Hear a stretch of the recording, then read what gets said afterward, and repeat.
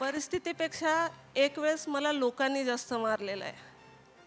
आणि एक वेळेस जेव्हा आपल्याला स्वाभिमान आणि सन्मान कळायला लागतो, त्या एजमध्ये येतो आपण, त्यावेळेस हीनतेचा दर्जा जेव्हा दिला जातो आपल्याला, त्यावेळेस अन्नापेक्षाही सन्मान मोठा वाटतो. आणि ते मिळवण्यासाठी जी तडजोड करावी लागते ती सगळ्यात मोठी वाटते. ॲथलीटमध्ये महाराष्ट्रामध्ये पॅरा ॲथलीट मी एकमेव महिला आहे. आणि 2024च्या ऑलिम्पिकचा कोटा रिझर्व केलेला आहे मी गेल्या वर्षी.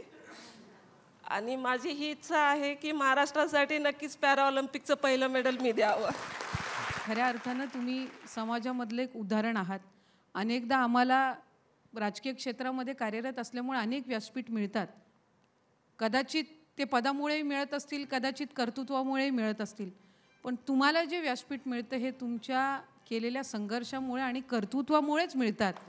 आणि मी नक्कीच तुम्हाला सगळ्याच जणींना शुभेच्छा देईन आणि तुम्हालाही खूप शुभेच्छा देईन.